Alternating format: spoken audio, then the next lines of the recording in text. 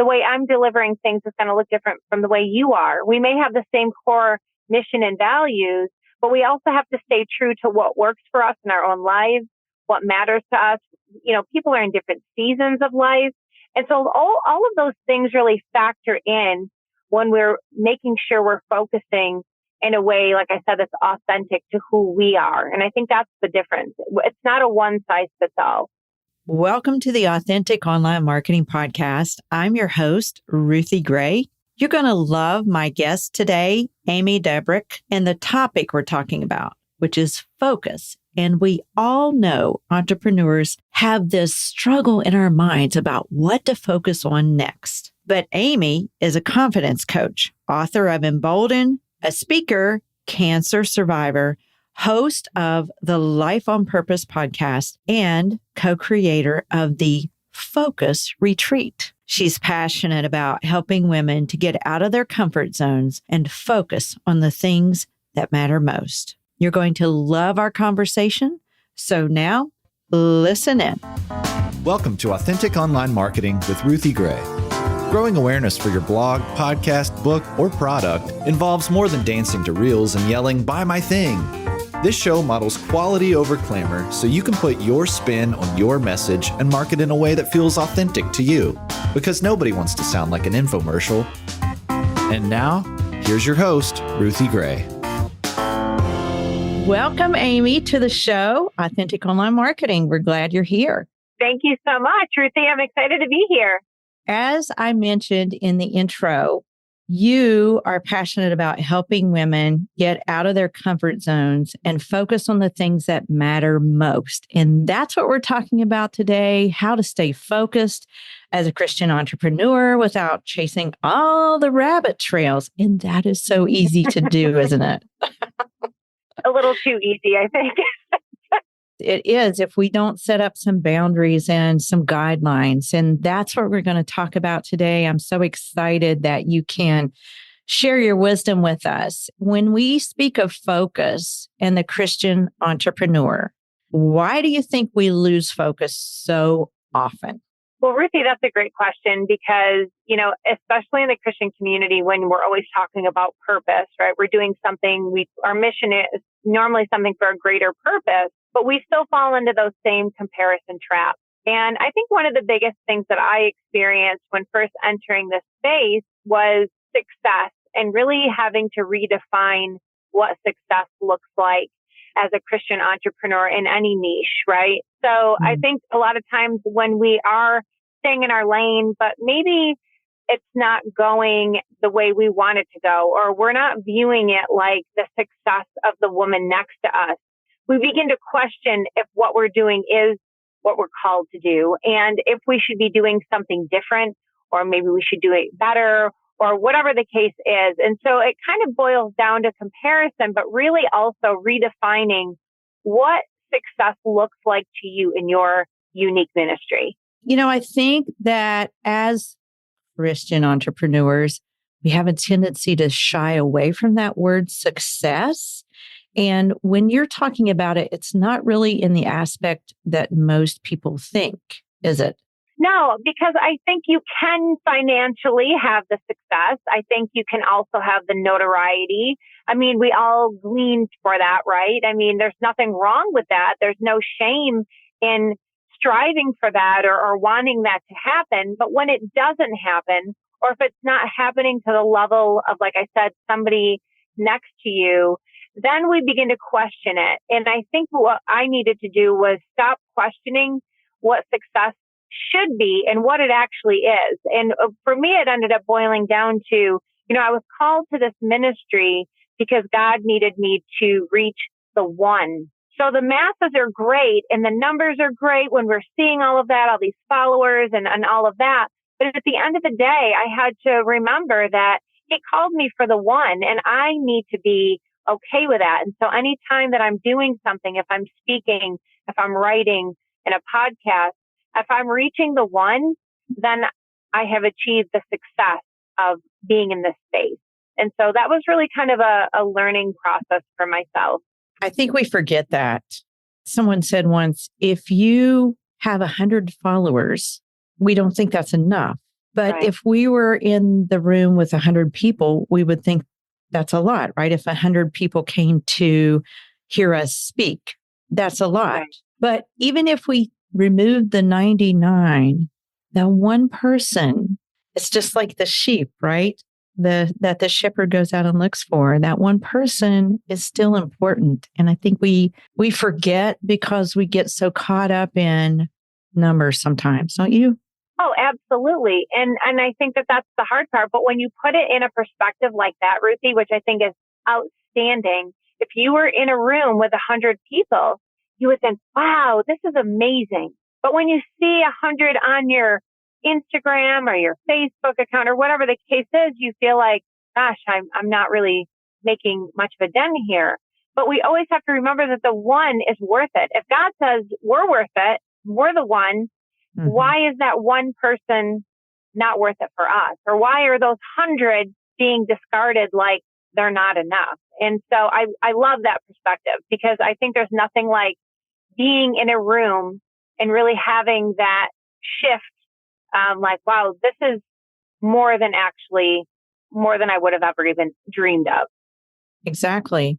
And we are important too. The Bible says he knows our name. We will know as we are known in heaven someday. And, the Bible speaks of the prophets being there and Elisha and Ruthie and Amy are going to be there too.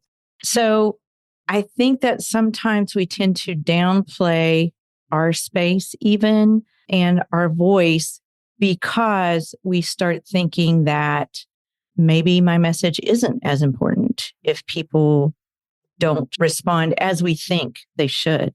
Well, definitely. And I think that, one of the taglines I have on if you go to my website or whatever, is fear is normal, but courage gets the final say. And the reason I have that is because sometimes the courage comes from being able to share and speak without worrying about the numbers, that knowing that what you have to say is enough. That's the courage part of it, because we easily get tripped up on the fear, right? That's a no-brainer, but being courageous enough to not be so consumed with the numbers and really just knowing that God has you here for a reason and it's worth it, however that plays out, however that looks.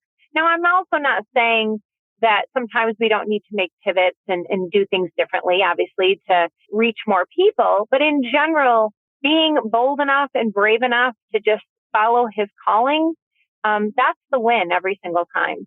Mm-hmm. And it does take guts. Like I work with many women who say, well, I know I should be on Instagram, but I don't want to show my face, or I don't want to go live, or I don't want to do video. But this is how you earn trust. This is how people come to know you as a person so that they can trust you, and then you can market your product. And it's kind of like, let's not hide our light under a bushel, right? If God called us, he expects us to step out. I think a lot of times we wait for the courage. There is a line I like to say that I mentioned in my book, that with action comes bravery. It doesn't just come as we sit in our corner and wait for it, right? Oh, absolutely. I mean, courage, you might never feel courageous enough to do the thing. You just need to do it, and so I appreciate you saying that, because that is so true. And it's funny too, because, and the other reason I want to piggyback off what you just said about being brave, just doing it, is, for example, I interviewed a woman yesterday. We were talking about how she's a food blogger and just how aligning her actions to her values with food blogging. And I noticed that on her profile, she had Isaiah 43:2, and we had talked about that. And I asked her if she ever has found that being pushback, because that's her subtle, courageous thing, is to post that immediately tells somebody that she is a woman of faith with whatever she is doing. And she, interestingly enough, said that after she had put that up, the next day she had 5 people that had unfollowed her. But in her mind, she said, but I'm looking forward to the 5 that are going to find that as a reason to follow me. And so I think it's just, it does take courage. there is sometimes pushback with what you're doing and saying, especially when it's purpose or mission based.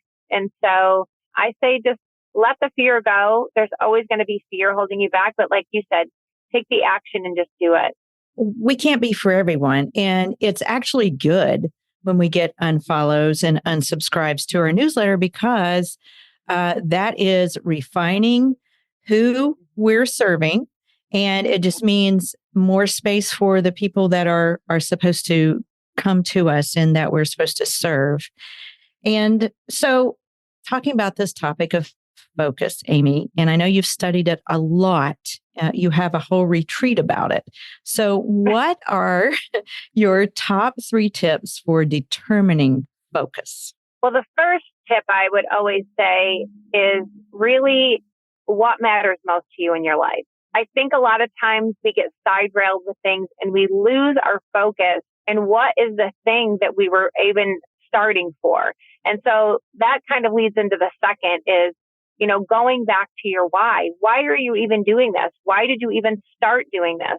And if you're so rabbit trailed off, then it's time to refocus on what that why initially was.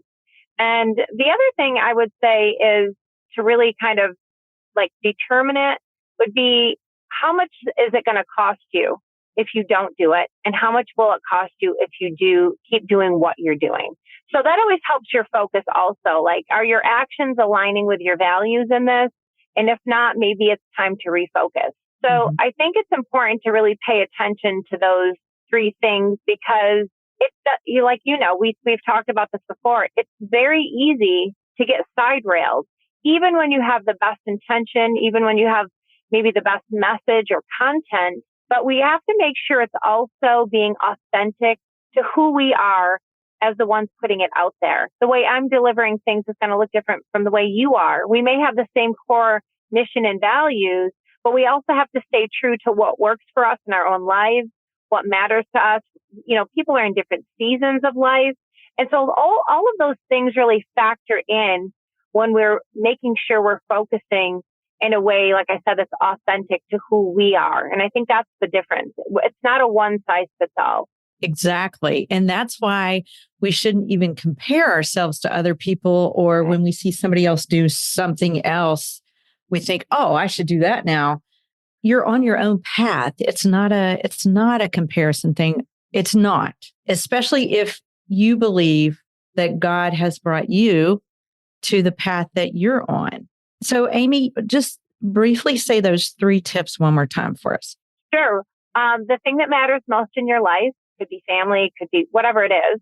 That's your answer. What is your why? What started this whole process? And do your actions align with your values? So good. I love those. So once we've determined all of that, then how do we stay on track? Well, I think one of the biggest blessings for me, and so I'm a known introvert, Ruthie, okay? So speaking and all of this, and when all of this stuff came and God was laying it on me, I'm like, you've got to be kidding. You must be calling the wrong person. I don't want to share all of my insecurities and fear. That's just not who I am. And, stepping out of your comfort zone is obviously the first and best way to do that. But with that, when you do step out of your comfort zone, I've had the beyond blessing of meeting women just like you. And so once you find your people and like-minded women who are really in it for the right reason, who are authentic to who they are and encouraging you to also be your authentic self, it's a game changer. I will say that was the biggest blessing that I wasn't expecting. I've always kept my friend circle very small. That's all I can manage. I'm kind of an all-in person. And once you're my friend, it's like your family. And so it was very difficult for me forming boundaries. But then as I've grown in this community, it's a whole other level of support and encouragement. But it is key to find the right people. And I'm sure sometimes you may think you found the right group of people and it's not. And, whatever, you just need to make a pivot there. But I think community and fellowship has probably been the biggest surprise to me. But you can't do any of that until you step out of your comfort zone and really take a risk. That's true. We have a saying around here that is community grows opportunity. I am a huge proponent of community, and I'm the same as you, Amy. I'm an introvert. I could stay home. You know what? 2020 COVID for me was great because I just Me too. my husband ran back and forth to Sam's with his mask on and got all the stuff, and he's the extrovert, so it worked out beautifully. But we really can't be an island. We can't isolate ourselves because we can't grow. So once we start tossing the line out and trying to do things, it is a risk to make friends. It is a risk to hop on a Zoom. You and I didn't know each other before we hopped on a Zoom. We were just connected by our fabulous friend, Kim Stewart, but we found out it was a great move. And you don't always have those kind of connections, but you don't know until you try. And it's okay if it's not a good connection because you can have boundaries. You said boundaries a minute ago. And I think that's something that we have to learn in this entrepreneurial endeavor is it's okay to say no. Oh, absolutely. It's hard to say no. And especially when you're starting because you feel like because you're the low man on the totem pole that you need to say yes to everything. But then, you learn as you go that that's not always the case. Now, also, to your point, when we're talking about boundaries and taking risks and relationships, even in this community, I think the one thing too that has been helpful for me is even when those haven't been the right connection, they've brought an awareness to me of what to look for the next connection. And it brings about an easier way to find a more authentic than a forced situation just because maybe they have this book coming out or they're connected to this person or that person. And so once you connect with your authentic people, then it's an easier, and Kim is our authentic connection. And so to me, I didn't even have to think twice because I know her and I know her character and who she is, that I knew meeting you, it was going to be a no-brainer. I really had no concern because I trusted that connection so much, Kim being the connector. Yes, for sure. And I love what you said about as you continue to do this, you refine your message and you start finding your people. And I think that's so important to find a group of people, not just one person, but a group of people that you can mastermind with and that you can confide in and receive, input and maybe even constructive criticism because it's an iron sharpening iron kind of thing, but you have to find those people that you trust. On that note, I would like to talk a little bit about your focus retreat and how you help Christian entrepreneurs with this. Well, thanks for asking about that. We're super excited about it. It has been a huge blessing. And again, Kim started this process, if you can believe it.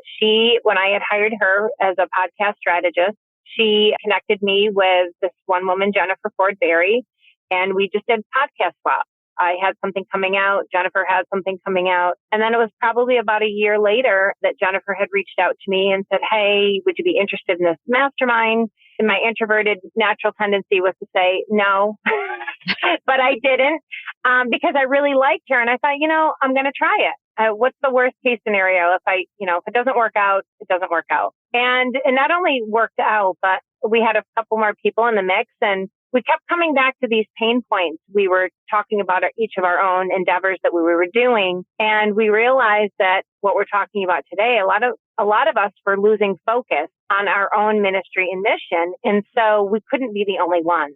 So focus became an acronym for family, organization, confidence, like your own personal niche and systems to get it done. And so we really wanted to bring those resources to these women and have them take the time for themselves to just gather away from the distractions and to learn, but also, and this is, I feel like the unique part of this retreat, is also have the time to help them implement these things.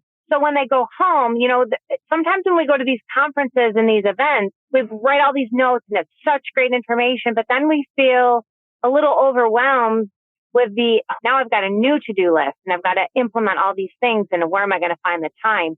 So we really kind of combine that with the learning and also taking the time on Friday's workshop to help them actually implement these things and get these things started. So when they leave, they're actually checked things off and they've got a leg up going home. And that helps them begin to, start on the right direction of refocus once they've left the retreat. So we're really super excited about it.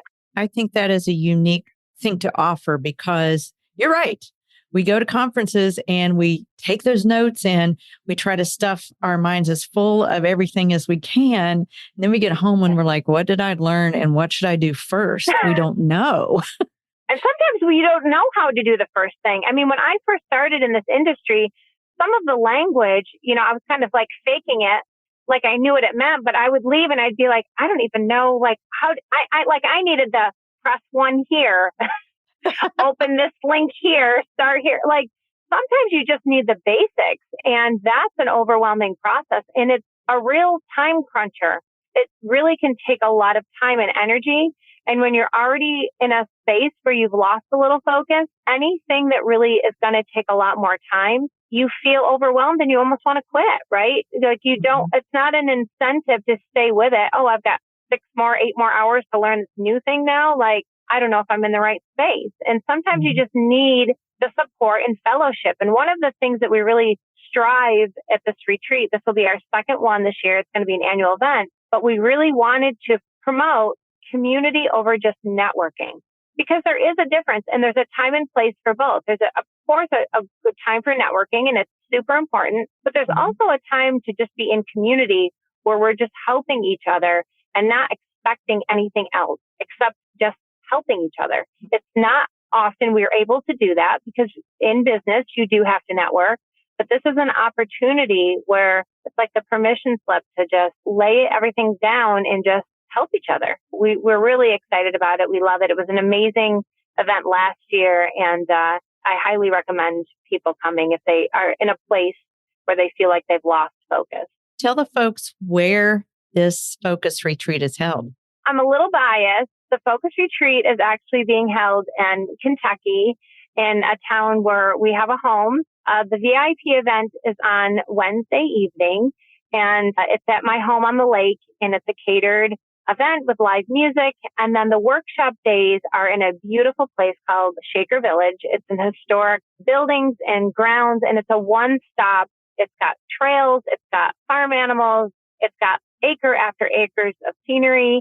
Lodging is there. There's farm-to-table restaurant and all the outdoor, everything that you would need. So that's where people have stayed, unless you're local, obviously, and they're close enough to drive back and forth. But those are where the workshop days are. It sounds beautiful. It sounds like a lovely setting that any Christian entrepreneur would want to pursue. So if you are interested, be sure to check the link. We're going to have it in our show notes. Is there a dedicated website for this retreat? There is. So they can just go to thefocusretreat.com. It'll bring them right to the registration page. Registration is open right now. And there's also a stay in the loop if you're not sure yet and you just want to keep getting more information on it. We have a newsletter that comes out so they can sign up for either. Perfect. At least sign up for the newsletter, then you'll know, and you'll be able to be in touch with Amy too. And speaking of which, Amy, how can folks find you online? They can find me at amydebrucque.com. That's my website. Everything is really housed from there, but on socials, it's at Amy Debrucque on Instagram and Amy Debrucque on Facebook.